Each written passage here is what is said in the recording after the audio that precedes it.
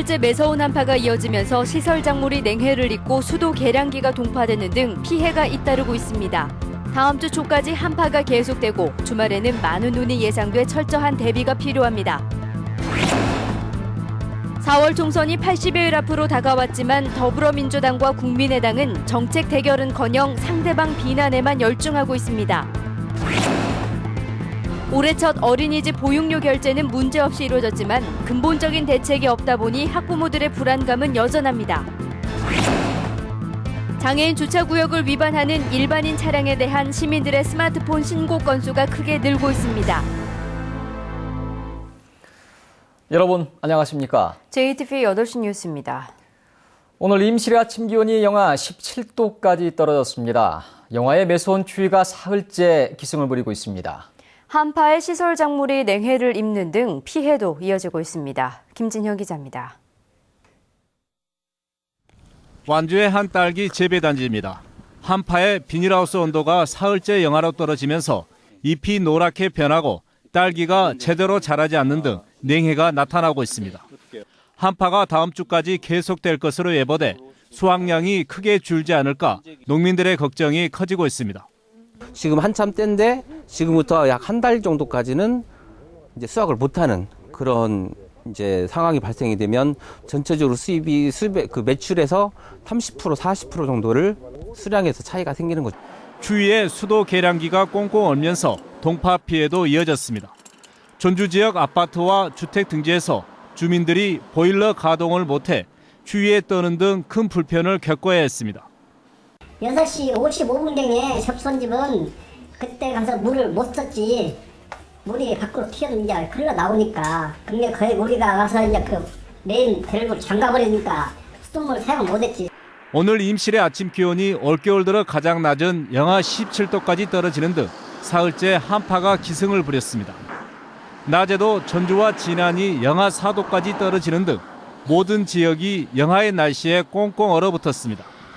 대한이 내일도 아침 최저 기온이 영하 13도까지 떨어지는 등 매서운 추위는 이어지겠습니다. 강추위는 다음 주 초까지 이어지겠고 오는 토요일에 많은 눈이 내릴 것으로 예상돼 피해가 커지지 않도록 철저한 대비가 필요해 보입니다. JTB 뉴스 김진형입니다. 4월 총선이 80여일 앞으로 다가왔지만 현역 의원이 포함된 더불어민주당과 국민의당은 서로 상대방만 비난하고 있습니다. 정책 대결이 사라져 벌써부터 유권자들을 실망시키고 있습니다. 김철 기자가 보도합니다. 지난 18일 더불어민주당 현역 의원 9명이 탈당이 아닌 잔류를 선언했습니다. 이 자리에서 의원들은 탈당을 한 당원들을 분열이라고 비판했습니다.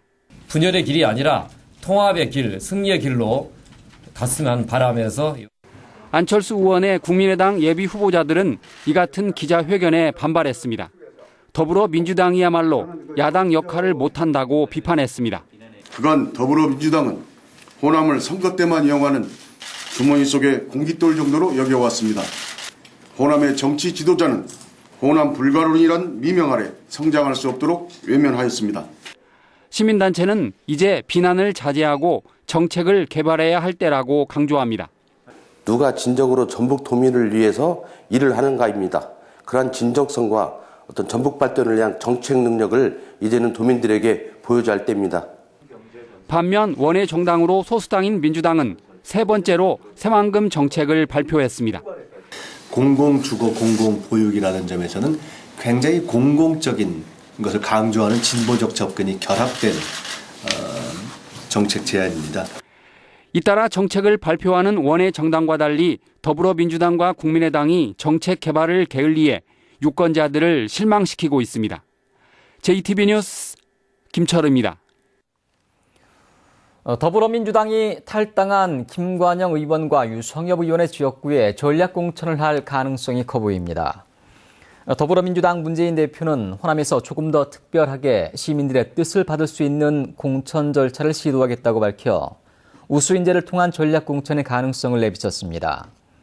이에 따라 더불어민주당의 현역 의원이 없는 군산과 정읍 지역구에 중앙당이 특정 후보를 내세우는 전략공천이 거론되고 있습니다.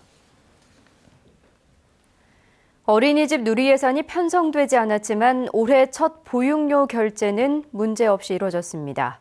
간접 지원 방식으로 일단 위기는 넘겼지만 근본적인 대책이 없으면 몇 개월 뒤에는 해결이 어려울 것으로 보입니다. 보도에 조창현 기자입니다. 올해 첫 어린이집 보육료 결제가 별 문제 없이 이루어졌습니다. 단 한 푼의 예산도 편성하지 않았지만 간접 지원 방식이어서 가능했습니다. 예산 편성이 안 된다고 해서 결제가 안 될까 불안했었는데 이번 달은 되더라고요. 학부모들이 불안하지 않게 어쨌든 빨리 좀 해결됐으면 좋겠습니다. 어린이집 누리예산은 학부모가 카드로 결제하면 카드사가 사회보장정보원에 청구합니다. 사회보장정보원에 자치단체가 보육료를 예탁해놓고 쓰는 시스템입니다. 지난해에는 몇 달간 예산 편성이 안 됐지만 이 같은 시스템으로 차질 없이 지급됐습니다. 하지만 올해는 사정이 다릅니다. 전북교육청을 비롯해 많은 시도교육청이 어린이집 누리예산을 편성하지 않은 탓에 한두 달 뒤면 잔고가 바닥날 수도 있습니다. 매달 25일에 직접 지원되는 누리과정 운영비는 이달부터 끊길 것으로 보입니다. 담당 교사의 수당과 어린이집 한 곳당 수백만 원의 운영비를 못 받게 되는 겁니다. 그런 것 때문에 지금 이직률이 어린이집 선생님들이 높은 것도 사실이에요. 작년부터 갑자기 기본이 흔들려 버리니까 선생님들이 거기에 대한 불안감이 가중이 되는 거죠. 누리 사태가 장기화돼 보육료 결제가 멈출 경우 어린이집의 연쇄 도산이 예상됩니다. 누리 예산 지원 주체를 놓고 교육부와 시도교육청 간의 대립이 여전해 보육 대란이 현실로 다가오고 있습니다. JTB 뉴스 조창현입니다. 소재를 알 수 없었던 군산모 초등학교의 6학년 여학생이 경기도의 한 청소년 보호시설에 있는 것으로 확인됐습니다. 전라북도 교육청은 이 학생이 경기도 수원의 보호시설에서 중학교 1학년인 친언니와 함께 생활하고 있으며 안전에 문제가 없는 것으로 파악됐다고 밝혔습니다. 5명에 이르는 전북의 장기 결석 초등학생 가운데 이번에 1명의 소재가 확인됐고 2명은 방임이 의심돼 아동보호기관이 조사하고 있으며 나머지 2명은 부모가 데리고 있는 것으로 알려졌습니다. 보건복지부가 오늘 대통령에게 새해 중점 추진 과제를 보고하면서 국민연금공단 기금운용본부 공사화 방안을 포함시키지 않았습니다. 정진엽 보건복지부 장관은 기금운용본부를 공사화하는 것이 정부의 기본 방침이지만 국회에서 관련 법이 통과해야 추진할 수 있는 사안이기 때문에 올해 업무보고에 넣지 않았다고 밝혔습니다. 정진엽 장관이 기금운용본부 공사화를 업무보고에서 제외하는 대신 정부의 기본 방침이라고 밝혀 관련 법 개정을 시도할 것으로 예상됩니다. 올해 새만금 유역 수질 개선 사업에 1,800억 원을 투자합니다. 전라북도는 새만금 유역의 수질을 개선하기 위해 올해 마을 하수도와 총인 처리 시설 건설, 하수관거 정비와 생태하천 복원 사업 등에 모두 1,800억 원을 투자한다고 밝혔습니다. 지난해 정부의 새만금 수질 중간평가에서 추가 대책으로 발표된 3가지 사업 가운데 전주 하수처리장 증설과 축분 연료화 사업은 내년부터 추진됩니다. 장애인 주차구역에 일반인 차를 대면 과태료 10만 원이 부과됩니다. 누가 단속하겠어? 이런 생각할 수도 있겠지만 스마트폰 신고로 적발되는 건수가 크게 늘고 있습니다. 권대성 기자가 보도합니다.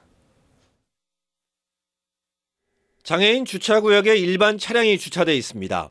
과태료 10만 원 부과 대상으로 시민이 스마트폰 외부로 신고했습니다. 이처럼 스마트폰 신고로 과태료가 부과된 차량은 지난해 전주에서만 1,287대, 장애인 주차구역 위반 단속 건수의 94%를 차지하고 있습니다. 신고 포상금이 없어도 2년 전보다 3배 가까이 늘었습니다. 단속 직원이 구청마다 2-3명에 불과한 상황에서 스마트폰 신고가 장애인 주차구역 위반 단속에 큰 역할을 하고 있습니다.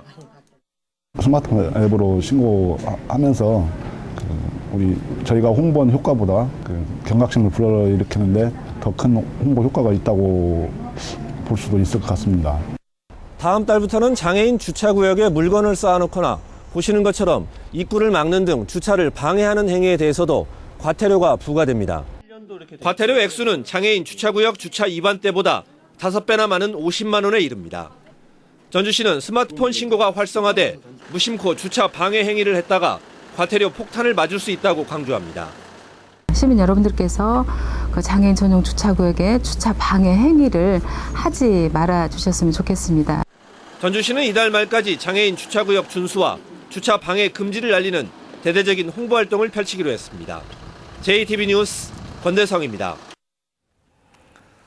구제역이 발생한 김제와 고창 돼지 농장에서 살처분 작업을 끝낸 전라북도가 구제역 추가 발생을 막기 위해 방역 활동을 강화하고 있습니다. 전라북도는 매일 14개 시군과 영상회의로 방역 상황을 점검하고 거점 소독 시설과 통제 초소를 49수로 늘려 축산 차량에 대한 소독과 통제를 강화하고 있습니다. 또한 지난 12일부터 전북의 돼지 140만 마리 가운데 48%인 67만 8천 마리의 예방접종을 마치고 추가 접종을 하고 있습니다. 전라북도가 올해 귀농 귀촌 사업에 112억 원을 투자해 8천 명 이상의 귀농 귀촌인을 유치하기로 했습니다. 분야별로는 농업 창업지원센터에 40억 원을 지원하고 가족 실습농장 조성에 23억 원, 도시민 농촌 유치활동에 17억 원 등을 지원하기로 했습니다.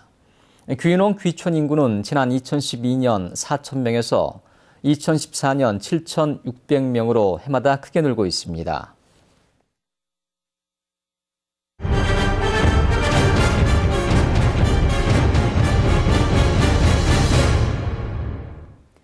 농촌 어르신의 일자리를 만들겠다며 시작한 양계장 신축 사업이 주민 반발에 부딪혀 진통을 겪고 있습니다. 양계장을 짓는데 필수 서류인 주민 동의서를 놓고 진실 게임이 벌어지고 있습니다. 민원 현장 하원우 기자입니다. 13가구 주민들이 모여 사는 김제의 한 농촌 마을입니다. 한 복지재단이 이곳에 2,500마리의 닭을 키우는 양계장을 짓고 있습니다. 마을과는 겨우 100여 미터밖에 떨어져 있지 않습니다. 가축 사육 제한 조례에 따라 가축 사육 시설을 지을 수 없는 곳이지만 주민 동의를 받아 건축 허가를 받았습니다. 주민들은 마을과 1km 이상 떨어진 곳에 양계장을 짓는다고 해서 동의를 해줬는데 나중에 위치를 바꿨다며 양계장 신축을 반대하고 있습니다. 위치 변경을 해가지고 공사를 하니까 완전히 속은 것이죠. 그냥 애당초 앞에다 한다 했으면 절대 도장을 찍어주들 않았지. 복지재단은 그러나 여러 차례 주민 설명회를 가졌고 동의서를 받을 때도 주민을 속인 사실이 없다고 주장했습니다. 또 노인 일자리 창출을 위해 사회복지 공동모금회의 기금을 받아 짓는 시설이라며 주민들의 협조를 요청했습니다. 친환경 동물복지 야마귀심 동법으로 닭들을 키울 것이고 거기서 나온 유정란을 통해서 농촌 어르신들, 저소득층 어르신들에게 수입을 창출할 수 있도록 우리가 노력을 할 것입니다. 마을 주민들은 공사 중지 가처분 신청과 함께 복지재단 관계자 등을 형사 고발했고 양계장 건설업체도 주민들을 고소하는 등 양측의 진실게임은 이제 법정 공방으로 치닫고 있습니다. JTB 뉴스 하원호입니다. 신혼부부의 주거비 부담을 덜어주기 위해 대출 한도가 확대되고 금리도 인하됩니다. 국토교통부는 오는 29일부터 신혼부부가 내 집 마련 디딤돌 대출을 받을 경우 금리를 0.2% 낮춰주기로 했습니다. 또 버팀목 전세대출을 받을 때는 금리는 0.2% 내리고 대출 한도를 8천만 원에서 9천만 원으로 확대하기로 했습니다. 전북 창조경제혁신센터가 중소기업의 경쟁력을 높이기 위해 삼성과 함께 스마트 공장 지원 사업을 합니다. 전북 창조경제혁신센터는 올해 최대 15개 중소기업을 선발해 한 곳에 최대 5천만 원을 지원하며 삼성은 기술 멘토단을 파견해 이들 기업이 정보통신과 빅데이터 기술을 활용해 생산 효율성을 높일 수 있도록 지원합니다.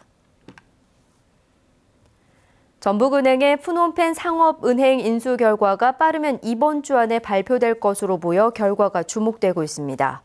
JB금융지주는 지난 11월 푸놈펜 상업은행 매각과 관련해 인수 의향서를 제출했으며 최근에 인수 주체를 JB금융지주에서 전북은행, JB우리캐피탈로 변경했습니다. 이번 인수 전에는 전북은행과 DGB금융지주가 참여하고 있으며 전북은행이 푸놈펜 상업은행을 인수할 경우 동남아 금융시장 진출이 본격화할 것으로 예상됩니다. 전라북도와 전북현대가 손을 잡고 스포츠 관광 상품을 개발했습니다. 전라북도는 전북 현대 축구 경기 관람 뒤 타 지역으로 떠나는 응원단을 붙잡기 위해 전북 현대클럽하우스와 현대자동차 공장, 그리고 한옥마을과 마이산 등을 돌아보는 스포츠 관광 상품을 개발했다고 밝혔습니다.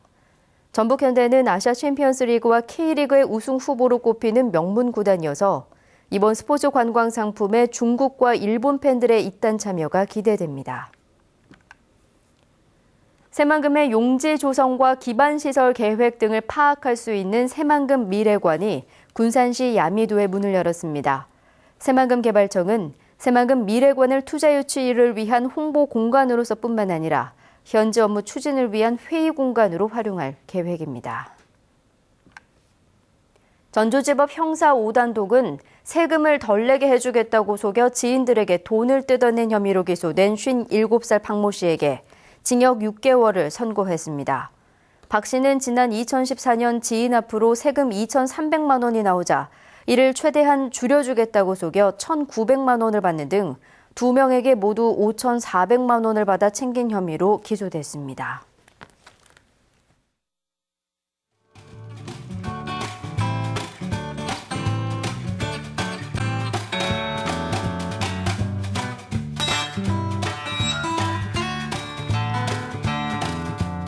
에서 매년 열리는 다보스 경제포럼의 올해 주제는 4차 산업혁명입니다. 인공지능과 로봇, 나노기술로 집약되는 미래는 어떤 모습일까요? 다보스에서 서경채 특파원이 전해드립니다. 2,500명이 넘는 전 세계 명사들이 스위스 다보스에 모였습니다. 다보스 포럼으로 더 알려진 세계 경제 포럼의 올해 주제는 제4차 산업혁명입니다. 1차 혁명은 증기기관 발명을 통한 기계화, 2차 혁명은 전기를 활용한 대량 생산, 3차 혁명은 정보화, 전선화를 뜻합니다. 4차 혁명은 로봇, 바이오, 나노기술, 인공지능으로 대표되는 전례 없는 기술 융합과 빠른 변화를 의미합니다. We feel we are not yet prepared sufficiently for this fourth industrial revolution, which will come over us like a tsunami. which will change whole systems.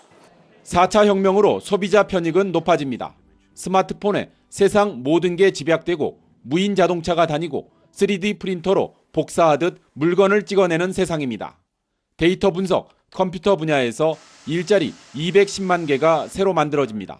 반면 로봇이 사람 일을 대체하면서 사무직을 중심으로 기존의 일자리 710만 개가 사라질 것으로 관측됩니다. 기술을 창조하는 소수에 부가 집중되면서 불평등도 커질 전망입니다.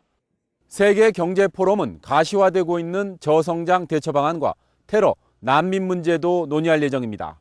다보스에서 SBS 서경채입니다.